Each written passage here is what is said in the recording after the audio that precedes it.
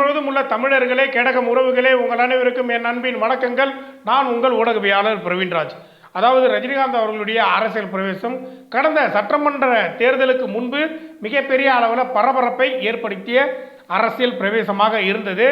குறிப்பாக சில காரணங்களை ரஜினிகாந்த் அவர்கள் தெரிவித்து அரசியலுக்கு நான் வரப்போவதில்லை என்பதை உறுதி செய்தார். அதில் ஒன்று கொரோனா, மற்றொன்று அவருடைய உடல் நலத்தை காரணம் காட்டினார்.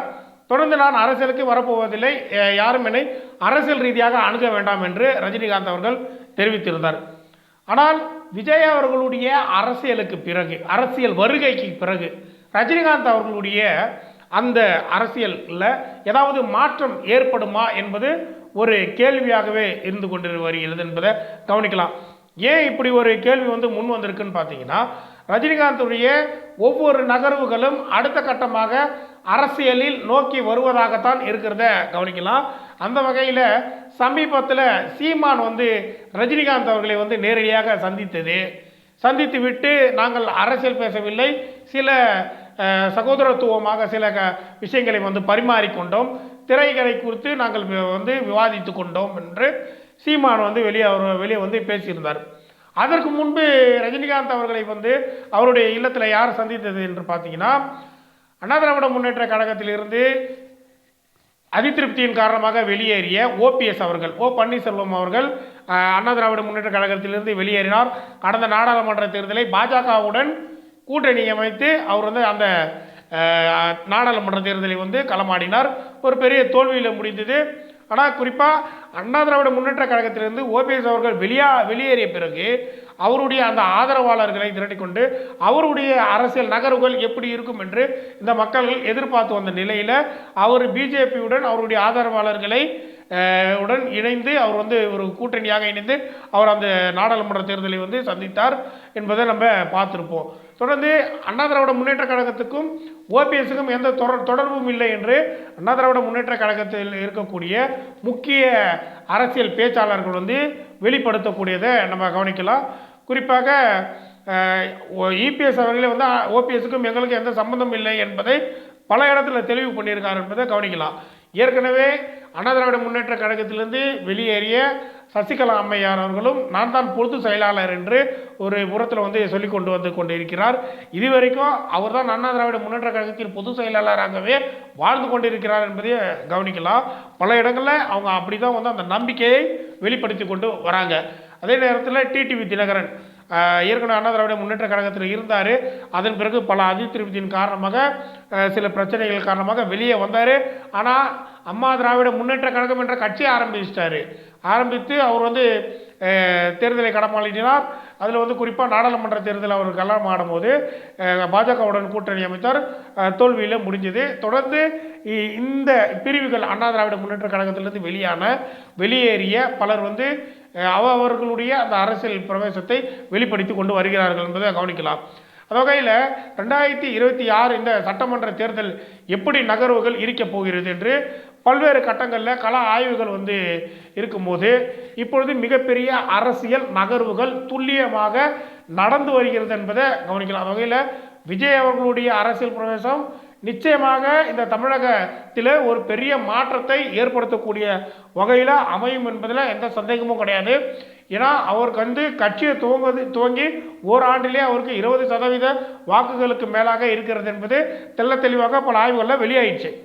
குறிப்பாக இதில் நம்ம கவனிக்க வேண்டியது என்னென்னா, விஜய் அவர்களுடைய சுற்றுப்பயணம் இருக்கிறது. தமிழ்நாடு முழுக்க அவர் மக்களை சந்திக்க போகிறார். அப்படி தமிழ்நாடு முழுக்க விஜய் அவர்கள் வலம் வந்தார்னா நிச்சயமாக தமிழ்நாட்டு மக்களுடைய உள்ளங்களை அவர் கவர்ந்து வந்து விடுவார் என்பதில் எந்த சந்தேகமும் இல்லை. வீட்டுக்கு ஒரு ஓட்டு என்பது விஜய்க்கு உறுதியாகிவிட்டது என்பதை கவனிக்கலாம்.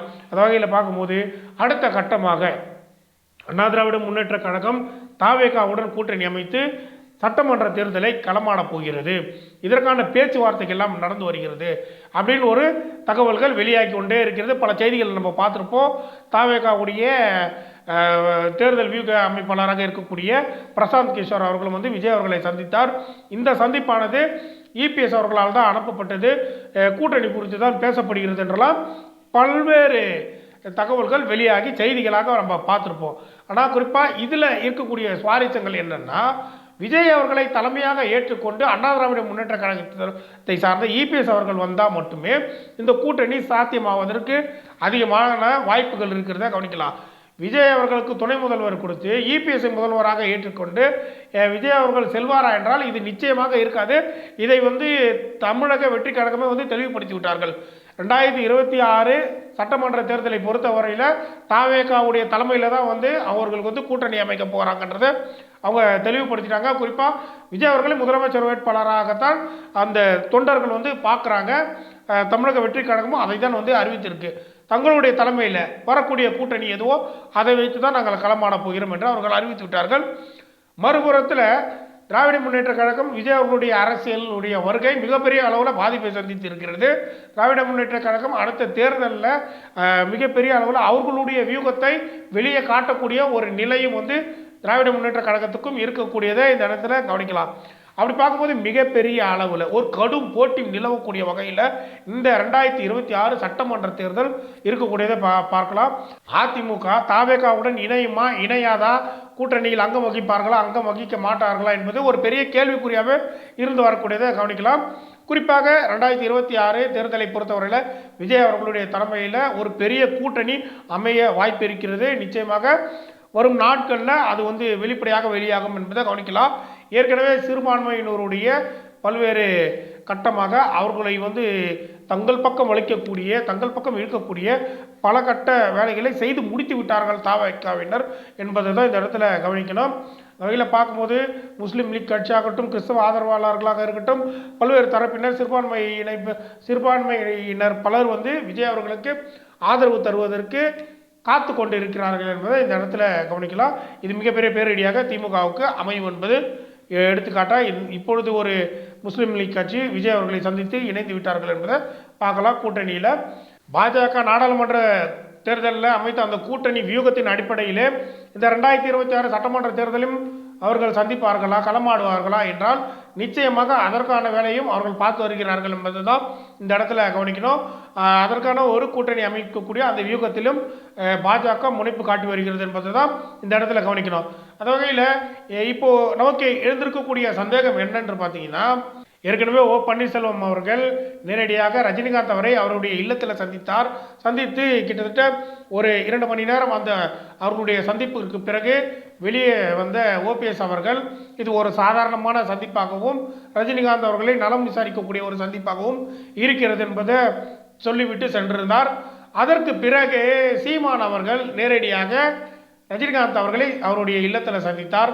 ரஜினிகாந்தை சந்தித்து விட்டு இது ஒரு சாதாரணமான சந்திப்பாகவும் திரைகளை குறித்து நாங்கள் இருவரும் பரிமாறிக்கொண்டோம் என்ற வகையில் சீமான் பேசிவிட்டு சென்றிருந்தார் என்பதை கவனிக்கலாம். ஆனால் சீமானுடைய சந்திப்பு எப்பொழுது நடைபெறுகிறது என்று பார்த்தீங்கன்னா, விஜய் அவர்களை எப்பொழுது தம்பி என்று சொல்லிக் கொண்டிருந்த சீமான் விஜய் அவர்களுடைய முதல் மாநில மாநாட்டுக்கு பிறகு சீமானுக்கு ஏற்பட்ட அதிருப்தியின் காரணமாக தாவேகா மீது மிகப்பெரிய அளவில் வன்மத்தை கக்கியிருந்தார்.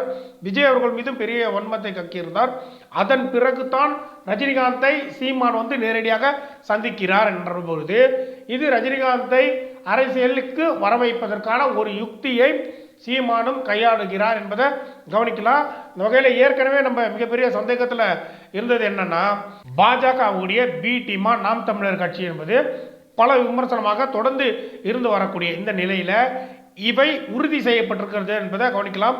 ஏற்கனவே ஈரோடு இடைத்தேர்தலில் மிகப்பெரிய அளவில் தோல்வியை சந்தித்தார் சீமான் அவர்கள். ஆனால் சீமான் எடுத்த அந்த தேர்தல் வியூக யுக்தி என்பது பெரியார் எதிர்ப்பு. பெரியார் எதிர்ப்பை குறித்தவரையில் பாஜக தான் முதலில் பெரியாரை எதிர்ப்பதில் முனைப்பு காட்டி வந்தது. அவர்களுடன் இணைந்து கொண்ட சீமானும் பாஜகவும் ஒரே பாதையில் பயணித்தார்கள் என்பது நம்ம பார்க்கலாம். பாஜக தலைவர்கள் சீமானை புகழ்வது, சீமான் பாஜக தலைவர்களை புகழ்வது என்பது தொடர்ந்து இருந்து வரக்கூடிய இந்த நிலையில் 2026 தேர்தலில் பாஜகவுடன் சீமான் இணைந்து விடுவார் என்பதில் எந்த சந்தேகமும் கிடையாது என்பதை இந்த இடத்துல கோடிட்டு கவனிக்கக்கூடிய ஒரு விஷயமா பார்க்கணும். அந்த வகையில் சீமான் ரஜினிகாந்தை சந்தித்தது நிச்சயமாக இந்த ஒரு பெரிய கூட்டணி அமைப்பதற்கு இவர்கள் வியூகம் அமைத்து வருகிறார்கள். இதற்காக ஒரு பெரிய ஆதரவாளராக ரஜினிகாந்தை சீமான் அணுகியிருக்கிறார், ஓபிஎஸ் அணுகியிருக்கிறார் என்பது இந்த இடத்துல வெளிச்சமாக நம்ம கவனிக்கலாம். ஓபிஎஸ் ரஜினிகாந்தை சந்தித்ததும் சீமான் ரஜினிகாந்தை சந்தித்ததும் இந்த இடத்துல மிகப்பெரிய அளவில் இந்த பாஜக ஒரு சட்டமன்ற தேர்தலுக்கான ஒரு கூட்டணியை அமைக்கக்கூடிய அந்த வியூகம் வந்து வெளியாகி இருக்கிறது என்பதை கவனிக்கலாம். இதற்கு ஒரு ஆதரவாளராகவே இணைந்து இருக்கிறார் ரஜினிகாந்த் என்பதை இந்த இடத்துல கவனிக்கலாம். அந்த வகையில் பார்க்கும்போது இன்றைய தினம் ஜெயலலிதா அம்மையார் அவர்களுடைய 77வது பிறந்த நாளுக்கு ரஜினிகாந்த் அவர்கள் வந்து ஒரு அழைப்பாளராக அழைக்கப்பட்டு அந்த போயஸ் கார்டனில் இருக்கக்கூடிய ஜெயலலிதா அம்மையார் அவர்களுடைய இல்லத்தில் அவருடைய திருவுருவ படத்திற்கு மலர் தூவி ரஜினிகாந்த் அவர்கள் வந்து அஞ்சலி செலுத்திவிட்டு சென்றிருந்தார் என்பதை கவனிக்கலாம். இந்த அரசியல் நகர்வுகளை பொறுத்தவரையில் ரஜினிகாந்த் அவர்கள் இப்பொழுது ஏதாவது ஒரு கட்சிக்கு 2026 சட்டமன்ற தேர்தலில் ஆதரவு தெரிவிப்பாரா என்ற ஒரு நிலைப்பாடு தொடர்ந்து அந்த கேள்வி முன்னெடுத்து கொண்டிருக்கக்கூடிய இந்த நிலையில் ரஜினிகாந்த் அவர்கள் ஜெயலலிதா அம்மையார் அவர்களுடைய இல்லத்திற்கு 4வது முறை சென்றதாக தெரிவிக்கிறார். ஏற்கனவே 3 முறை சென்றதாக இப்பொழுது 4வது முறை ரஜினிகாந்த் போயஸ் கார்டனில் வந்திருக்கிறார் என்பதை அவர் குறிப்பிட்டு சொல்லி இருக்கிறார். அப்படி நம்ம கவனிக்கும் போது 4வது முறை என்பது ரஜினிகாந்த் அவர்கள் ஏற்கனவே எதற்காக வந்திருந்தார் என்பதை பட்டியலிட்டிருந்தார். ஆரம்பத்தில் ரஜினிகாந்தும் ஜெயலலிதா அம்மையாரும் ஒரு திரைப்படத்தில் நடிப்பதாக சொன்னபொழுது முதல் சந்திப்பானது இருந்ததாம். 2வது சந்திப்பு அடுத்ததாக ஜெயலலிதா அம்மையார் அவர்களை தன்னுடைய மகளுடைய திருமணத்திற்கு வரவேற்பதற்காக ரஜினிகாந்த் அழைப்புக்கும் போது அப்போ வந்து சென்றிருந்தார் என்று ஒரு 3 சந்திப்புகளை குறித்து ரஜினிகாந்த் பேசியிருந்தார். 4வது சந்திப்பாக இப்பொழுது இந்த சந்திப்பு இருக்கிறது என்பது குறிப்பிட்டிருக்காரு. இப்பொழுது அண்ணா திராவிட முன்னேற்ற கழகத்தில் பிரிந்து இருக்கக்கூடிய இந்த ஆதரவாளர்கள் அனைவரும் ஒன்றிணைந்து 2வது அணியை உருவாக்குகிறார்களா? இதற்காக ஒரு தலைமையேற்கக்கூடியவராக ரஜினிகாந்த் இருக்கிறாரா அல்லது ரஜினிகாந்த் இதில் வந்து ஆதரவு தெரிவிக்கக்கூடியவராக இருக்கிறாரா என்பதை கவனிக்கணும். ஒருவேளை இது மாதிரியான ஒரு 2வது ஒரு களம் அமைந்தால், 2வது ஒரு அணி அண்ணா திராவிட முன்னேற்ற கழகத்தில் அமைந்தால் நிச்சயமாக இந்த அணி பாஜகவுடன் இணைந்து கூட்டணியில் அங்கம் வகிக்கும் என்பதை கவனிக்கிறோம். 2026 தேர்தல் வந்து மிகப்பெரிய சுவாரஸ்யங்களாக இருக்கும். குறிப்பாக நாம் தமிழர் கட்சி இதுவரை தனித்து போட்டியிட்டது. நிச்சயமாக இது மாதிரியான ஒரு அணி அமைந்தால் அதில் நாம் தமிழர் கட்சி பங்கேற்கும் என்பது பெரிய அளவில் இது வந்து கணிக்கக்கூடியதாக இருக்கிறது தான் கவனிக்கணும். அந்த வகையில் ஏற்கனவே இவர்களுடைய அந்த அரசியல் நிலைப்பாடுகளை பொறுத்தவரையில் இப்பொழுது ஒன்று சேருவதை வந்து தெளிவாக துல்லியமாக கணிக்கக்கூடிய வகையில் அமைந்திருக்கு என்பதை கவனிக்கலாம். அப்படி பார்க்கும்போது மிகப்பெரிய அளவில் ஒரு பெரிய சுவாரஸ்யத்துக்கான ஒரு தேர்தலாக 2026 சட்டமன்ற தேர்தல் வந்து அமையும் என்பதை எதிர்பார்க்கலாம். குறிப்பாக விஜய் அவர்களுடைய இந்த அரசியல் பிரவேசம் இந்த தமிழ்நாட்டு அரசியலை தலைகீழாக திருப்பி இருக்கிறது என்பதை இந்த இடத்துல கோடிட்டு கவனிக்க வேண்டும். இவ்வளோ நேரம் நம்மளுடைய காணொலியை பார்த்த ஒவ்வொருவருக்கும் மிக மிக நன்றிகளையும் வணக்கத்தையும் தெரிவித்துக் கொள்கிறேன். நன்றி, வணக்கம்.